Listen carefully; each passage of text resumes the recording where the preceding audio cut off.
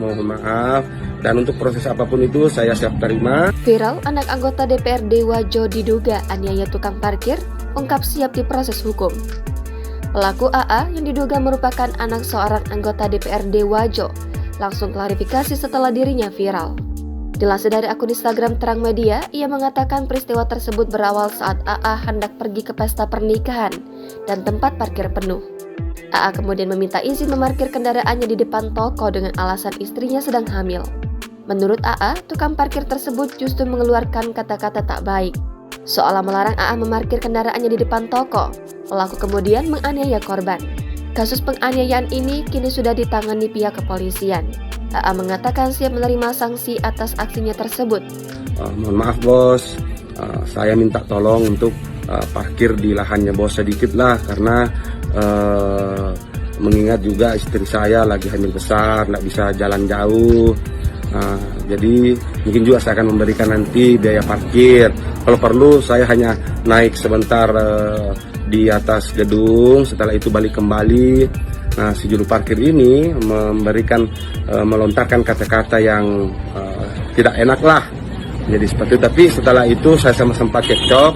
Ada teman-teman dari Disub melerai saya. Jadi saya langsung naik ke gedung. Sebelum saya naik ke gedung, si juru parkir ini meneriaki saya bahwa dengan kata-kata dalam bahasa Bugis ya, bahwa asomu tuh taruh lir ke anggotaku. Nah, kata-kata seperti itu dalam hal tradisi dan budaya yang saya anut di daerah saya, khususnya di Kecamatan Giliran, Desa Pelondro di Kampung Baru, itu namanya dipakasiri. Jadi sebagai lelaki Kecamatan Giliran, saya juga tidak mau dipakasiri seperti itu. Jadi saya naik gedung. Setelah naik di gedung, karena saya tidak ingin membawa masalah saya di gedung, di acara pernikahan, di acara di acara bahagianya sang pengantin. Jadi saya naik makan. Setelah naik makan, saya turun ke bawah di tempat mobil saya parkir tadi. Pada saat saya turun, saya langsung memukul si juru parkirnya yang apa yang terjadi di CCTV itu.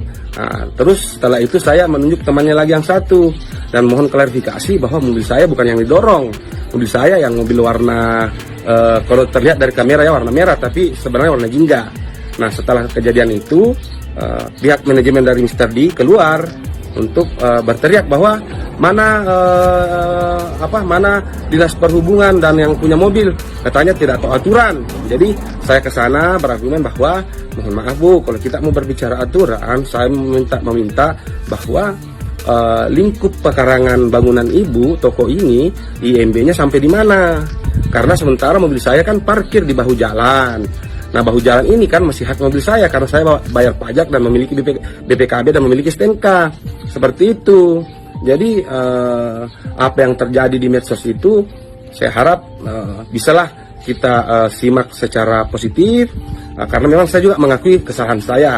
Saya hilaf memukul bapak jutirnya, tapi karena terlepas dari hal itu kan emosi, dan maksud saya hal itu memang bagi saya itu sangat dipakasiri untuk di daerah kami.